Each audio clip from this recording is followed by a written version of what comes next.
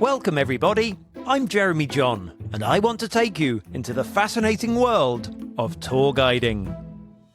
Every day in London, you'll find eccentric personalities guiding people in the footsteps of history. Some show historic architecture to overseas visitors, while others bring history to life for school groups. All the best tour guides have one thing in common. They know how to tell a good story. And that's why I started this podcast, to capture the stories of these tour guides. You will find out what drew them to this profession. You will discover which sites they love the most. And you will hear the secret methods they use to make history come alive. Today I have on the show the wonderful Charley Harrison. Hello, Charley. Hello, Jeremy. Now, I'm very excited to have Charley on the show today because Charley is the founder of one of the most accessible small businesses in London that specialises not in group tours like the other tours that we've been talking about, but actually private tours, exclusive tours where you get your tour guide exclusively for you and your family or friends when you're in London. Now, what is the name of your business, Charley? Totally Tailored. Totally Tailored. Now, I've mentioned that it's very well respected here in London, but it's not just London that you run it, is it? Absolutely. We also do Edinburgh. Marvellous stuff. What types of tours does it specialise in, Charley? Yeah, so our best sellers are probably our Best of London, Best of Edinburgh, and our Borough Market food tour as well in London. We're called Totally Tailored because we can do just that. So because the tours are private, we can totally tailor any tour to a customer. So we have developed loads of custom tours over the years, as well as these best sellers. Well, I'm really looking forward to hearing about all these tours, going into depth about what you do and have done for many years. Before we do that, though, as is customary on this podcast, I really want to get into your backstory, Charley. Now, in my experience, every tour guide seems to have a very unique story as to how they ended up in guiding. Mm-hmm. And I'm sure yours is going to be just as unique. So please, can you take me back to the beginning? How did you become a tour guide? My first job out of university was on the open top buses with Big Bus Company. And at first I thought this is just a summer job, pretty fun, nice to be out. What a fun job. What a silly uniform. Get the summer over with this job. And I loved it. Like I learned more from being on that open top bus than I did in my whole 3 years at university. And that's because I learned by doing. So I'm there and I just remember going around and round, as you know, as a bus guide, you train and you repeat. Well, you're not a bus guide. Sorry, no. Well, there's those listeners that know. You go around and round and you're trained kind of in a very practical sense. And I think that really suited me. So learning by repetition, going past Trafalgar Square again and again, repeating the facts you've just learned, passing the microphone on. It was really jolly. And I just loved it. And then I suppose, as any kind of person might, think time to get a proper job, right? And then people ask you about a proper job all the time as you're a tour guide. And so I go and I get a job selling advertising at a newspaper. And every day I hate my life. I'm sat on the bus on the way to work with tears in my eyes. I hate it. And, my dad's proud, but that's where the list of pros end. So, yeah, I kind of go back to tour guiding and realise that there's so many different tour guiding jobs. So I kind of have a succession of working for EF, doing tours around Europe. Then I realised there was such a thing as food tours. And I was like, brilliant, because I'd had a brief stint as a chef, but I wasn't very good at that either. But you can talk about the food and get passionate about the food. So I did that for several companies. And then I got a job at the BBC, not this time the Big Bus Company, but the actual British Broadcasting Corporation, giving tours there. Now, that was great. That was the first tour guiding job where you're given a roof over your head. You're giving tours of the studios, the buildings. There was 40 of us doing it in Broadcasting House, not far from here, Portland Place. And that was going very well until some vloggers came in on a tour and used a tour as a way to breach the security of the building, get into the news studio and go behind the news cameras. And they realised that now doing these public tours, the BBC realised it was a big threat to security. They took us all to a room and they told us, you guys are all losing your jobs. Oh, no. So, yeah. That's kind of, I think most people may have this moment where they've been made redundant or been forced to close doing something. It was gardening leave, but you had to sometimes help out. So I got a job working in the BBC shop, which is a shop that sells rubbers and pencils that says BBC on it. Just for our American listeners, rubbers means erasers, I think is the word that you've used. Erasers. Yeah, rubbers means something else in American yes, English, absolutely. which as a family-friendly podcast we won't go into. But please, BBC rubbers as well. BBC rubbers for erasing pencil writing, yeah. But what was brilliant about this job, Jeremy, is I was in this shop, but nobody came to this shop because, of course, there was the security threat. So security had gone up at the building and I had like 2 customers a day. So this is like someone's cousin that works in the newsroom. I got to work in this great building, but I was just sat there. I had a computer and a lot of time on my hand and a structure of my day. That is where I built my business from, that little shop. If anyone came into the shop and was like, can I have a BBC rubber? I would act very sorry to my previous boss, but I felt like they were intruding in my little office space from which I built my business Totally Tailored. Oh, wow. How dare they? I know. And like it was brilliant though, because it was brilliant working in a building of such importance, you know, going through those doors, newsroom right there, seeing all the journalists, but having a job that had very little responsibility. I mean, we took like £20 a day in that shop. A kiosk, let's say, more than a shop. So the Totally Tailored idea, first of all, let's start with the name. Did you come up with the name as you were sat in that shop pondering the business? I came up with the name during an interview for another tour guiding job. And someone said to me, interviewing me, what do you think the most important thing about tour guiding is? I thought about it and I said tailoring, because there's no point telling someone that's never seen Harry Potter about a Harry Potter location, vice versa, no point telling someone about the Reformation that doesn't know what that is. So that, and I think that was kind of crystallized then. And so I was keen for this word to be in there. It was then London Tailored Tours for many years. And then I was like, I want to expand to Edinburgh. So then we became Totally Tailored. And I realised, actually, I'm proud of the name because I think with businesses, you're supposed to be agile and the world can change, and Totally Tailored can actually be anything. So it could become Totally Tailored dog walking if the borders close, you know. Yeah, or just tailoring clothes, presumably. Well, I do get about 2 calls a year from someone saying, can you turn up some trousers for me? And so that's not a prank call? No. And I say no. If anyone listening, or if you, Jeremy, know a tailor, you might do in Soho, that needs the work, I would like to refer them on for free.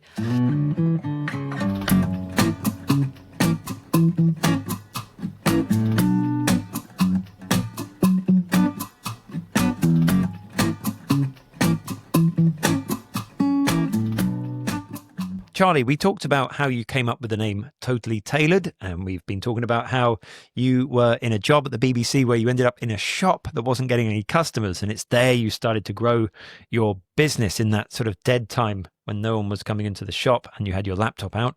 Well, presumably then when you started, because now you employ quite a few tour guides, but presumably at the start, were you just the only tour guide of the business? Yeah, it was never my intention, so I didn't call it Charley's Tours. But yeah, I think at the start, your first customer is often someone you've met that's asking for you.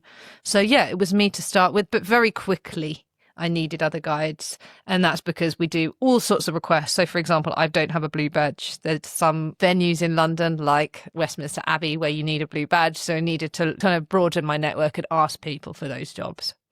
Wonderful. So how did you grow this business? Because, all right, you've got some other tour guide friends and you were doing tours yourself, but how did you even sort of start from nothing and know where to turn?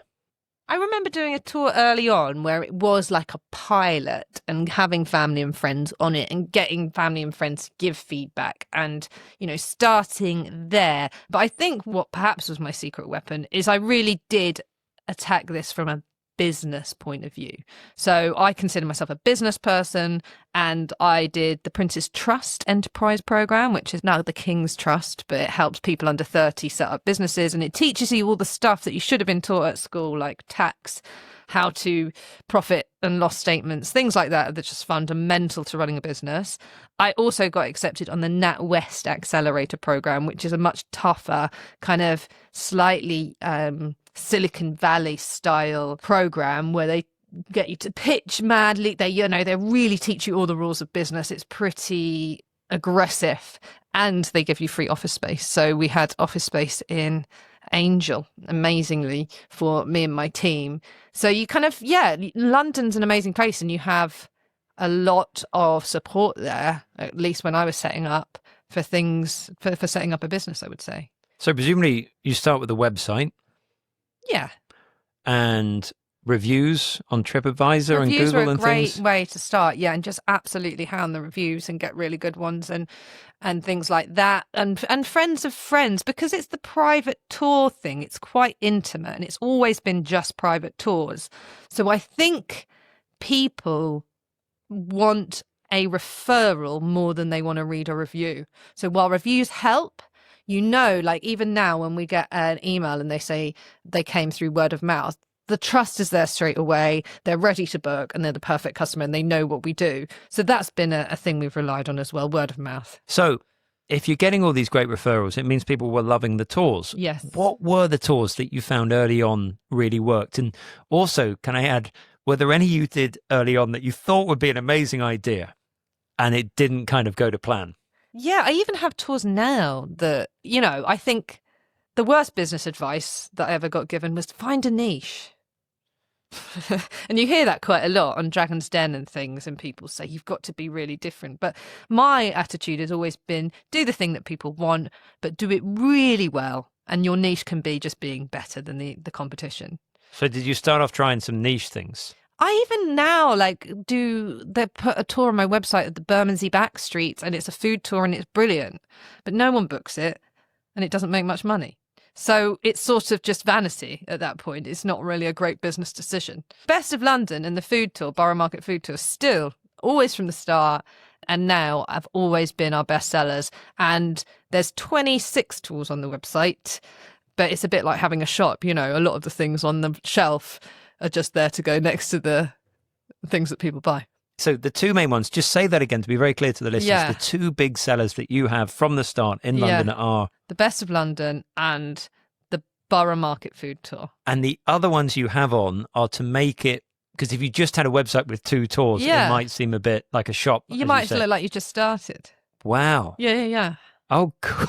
I hadn't thought of that. Next time I'm on a website, I'm going to be thinking, hang on a minute. Yeah. Do you know that theory as well, that like a sensible shopkeeper will have 4 bottles of wine? This is more of a pricing thing, but it'll have one bottle of wine that's £100, the other one that's 75, another one that's 25, and another one that's 20. And that's so people buy the £25 one because it's not the cheapest. The £100 one never sells, essentially, but it makes the other ones look cheaper. But yeah, I mean, they do. There's no tour on my website that has never sold. I'll be clear about that. But the market just wants what it wants. And we deal with Americans who are time poor and cash rich. So they do want the highlights and they do want the best ofs in the small time they're here. And we just don't judge that. But what we try to do is do it in a really high quality way and in a way that feels really personal and connected. Great. Well, let's go into detail on the Best of London, because on a previous podcast, we had Lauren Barnes talking about who works for you. She talked all about the Borough Market tours, and we had an episode called Food, Glorious Food. So listeners can tune into that to learn more about that. But I'm really curious. You specialize in private tours. So we're talking an American family, for example, that might be coming to London. And as you say, they've not got much time, but they've got a bit of money and they want someone to get them to the best spots. And you call it the Best of London tour. Talk me through what that's going to entail. And obviously, I'm gathering that it's probably going to be tailoring going on as well, isn't there? Yeah, so the idea is that you get as much as you can done in one day in the most efficient way possible. Your tour guide is your friend for the day and meets you in the lobby of your hotel. You may have a chauffeured vehicle accompanying you. You may not, because you can navigate without one. And then, you start off in Westminster. You do the guard change. You see exteriors of Westminster Abbey. You see all of the big postcard hitters with your guide at your pace and style. So I suppose that's where the totally tailored comes in. Most tour guides I train to do a consultation in the lobby first. So that's a just read of people, really, of what do these people want to go to see everything one after the other, or do they want to take it slow? Do they want it to be funny? The guides we employ read the room, and that's our kind of number one thing in employment. So reading the room, that happens in the consultation. Go out, see Westminster, potentially stop at either a pub for lunch or maybe a market for lunch, and then the afternoon is spent doing the East, so Tower Bridge, and you can add on going into the Tower of London as well. Wow. Well, let's go back to that consultation in the lobby, as you call it. What does that entail? So are the family or couple or whoever's going to be shown around, do they get sat down on a chair? And I like to. Yeah, you sit them in a chair in the lobby. Yeah, I got the idea. I was once in Ibiza and this guy was doing like a movement course, very hippie movement course. And I just remember very vividly, he just sat and like sort of stared at us quite a lot and was very slow at the start. And I realised he was taking a cold read. And I think that if you can find an excuse to sit down and have a coffee, my pet hate of tour guides is when they meet the group and they go, okay, off we go. Because that's the opposite of totally tailoring. It's listening. And I don't even mean listening if they're talking. I mean listening to their body language, seeing that that couple is on the brink of divorce and you might need to tread carefully around that, seeing that that kid might need a bit more attention and they just want you to be with the kid, seeing that, oh, wow, you've got the same watch on, make a connection. That is like everything to me in my tours. And hopefully the guides that work with me do that as well. I mean, yeah, that's, I think, really, really key. And that's what I mean by listening being one of the most important skills. Let's just dwell on this a bit more, because you mentioned, the couple that might be on the verge of a breakup and so on. Are you suggesting then that the job of your tour guides is, you call it read the room? Yeah. It's not just knowing about their requirements for the day, the speed that they can walk or how much they want to fit in or so on, but is it also sort of sussing out the psychology of the different people here? Absolutely. If you do see you've got a couple that could be on the verge of a breakup, how do you totally tailor to them? That's a good point. I mean, don't know. Yeah, like I suppose that would be a really good tour. If they start your tour on the verge of a breakup and they end it proposing to each other. Renewing the vows. Renewing the vows on the London Eye with you. I guess being a bit of a breath of fresh air. I guess I went on quite a lot of, growing up, I went on quite a lot of save the marriage holidays. And just a sort of breath of fresh air, maybe being a little bit unusual in a way that makes people laugh, just sort of bringing a lightness, because people are sometimes quite stressed with travel and kids and things, and just kind of gauging, just trying to bring a lightness to them and perhaps a distraction from their divorce. So as much as the tour being about, the buildings and the streets and so on, which are themselves a distraction, if you are in front of St. James's Palace, you maybe can tone down your thoughts of pending breakup for a moment, if you're lucky. If the Guards come out, you maybe, at least for the first song of the Guards or something. But presumably what you're getting at here, then, a big part of what your company's doing, yes, you're getting them to the spots. I mean, that's rule number one for what they book, but number two, the guide themselves is a part of the experience. Yes. And I think that I'd like anyone that works for me to understand that they are providing a service. And I think there is a scale of guides, and there's some that think they are a performer only or a lecturer only. But that service element, like I've talked to guides before about a spectrum, which on one side of the spectrum, you are to be a stand-up comedian doing all your ba-dum-bum jokes that you've crafted. And on the other end of the spectrum, you can just be a carer to somebody. We had a guide arm in arm with an older lady around Borough Market the other day because she couldn't really walk and she was very frail. And these agents, they send us these tools and we do them. And it's that adaptability and a rejection, I think, of any kind of status games that people sometimes play with themselves. And that's what I mean by service. A good service is a good service for that individual at the time. And at this occasion, it was to link arms with this little old lady and be a carer for the day. And that's great. In other occasions, you might have a larger group and it might be about doing your jokes. But the same guide, a good guide, totally tailored, should be able to do both and apply the different approach accordingly. This is fascinating. It's almost, you talk about adaptability. You've brought up the topic of status, which is curious. Because talk a bit more about that. You mentioned jokes, and comedians sometimes have to sort of pitch themselves as almost below. There's that thing about punching up as well. And I think for me, it's much more that if I get a sense that someone doesn't take pride in the idea of service. So like I've always had service jobs and taken pride in them, but there is a certain thing in British culture, or there are certain people, for example, I get asked a lot, how do I get started as being a tour guide? And what I used to say when there were live guides on the open top buses is I would always say, honestly, best thing to do, get a job on the open top bus. And sometimes when it's a very posh person asking me how to get on in tour guiding, I'll tell them, get a job on the open top buses. And they look at me like I've spat at them because it's like so below them. And I think that to me is like a red flag, because I think that tour guide who was arm in arm with an old lady taking her around was providing such a great service that she should be proud of. And she shouldn't think that that's a downgrade from giving lots of knowledge in a very erudite speech-like way. But I do think there are some people that think that it is. Do you think that's one of the things which really differentiates a group tour, where you can have a sort of more performing guide, yes, perhaps with more comedy aspect to it as well, and a private tour where it's really, as your company says, totally tailored, and it's a completely different experience? It's very much more a service. And I think there are some guides that are brilliant at group tours that aren't good at private tours, and there are some guides that are brilliant at private tours that wouldn't be great in front of a group.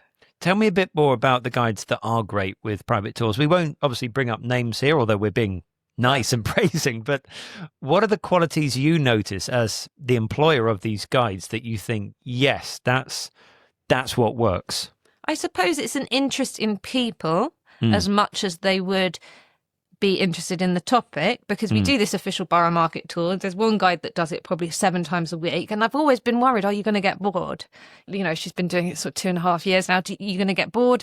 And she says no, because all the people are different. And every time she gets a lot from them. Whereas I suppose there are some tour guides, and this does work for some group tours, where their tour is always the same, but hers tour is always different because it's adaptable. So she enjoys the novelty of people. I think that's a real key.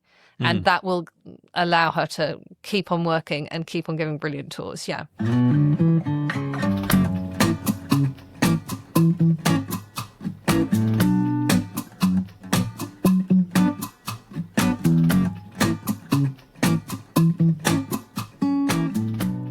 Now, Charley, this podcast is based in London, but you incredibly managed to expand your business up to Edinburgh. And I would love to hear more about how you did that, and also to hear more about how your Edinburgh tours differ from your London ones. Fabulous. So, okay, Edinburgh was not an easy win.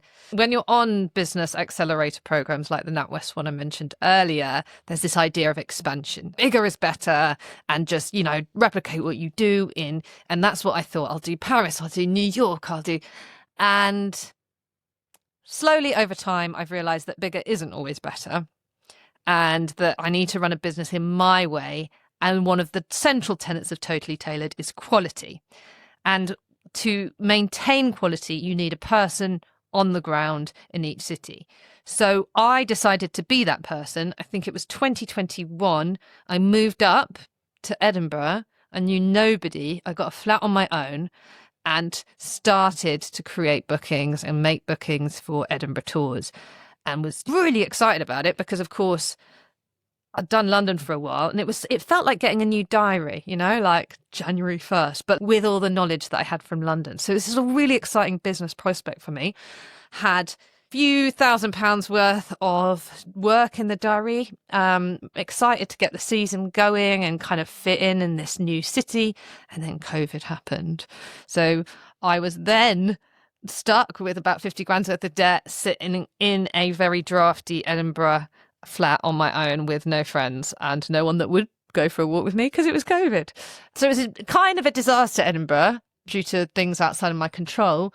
But then a beautiful organic thing happened, which is last year, a girl that's worked for me for about 9 years, Jasmine, said, I'd like to move to Edinburgh. And I was like, wow, well, you can keep your job. So this is Edinburgh take 2, with her up there, managing the guides up there, doing the tours up there, being that person on the ground. You can't really be that person in London who's just managing Scottish guys by sending an email. They're not going to have the respect of you and your tour company, and for it's not going to have that good quality feeling. But with her on the ground, doing the tours, meeting the tour guides and socialising with them, it has become and will become what London is. Yeah, so it's about getting people up there, basically. Jasmine knows the business really, really well. She's worked in the office and done London tours for a while to replicate it, and just taking it slowly and not trying to expand for the sake of expansion.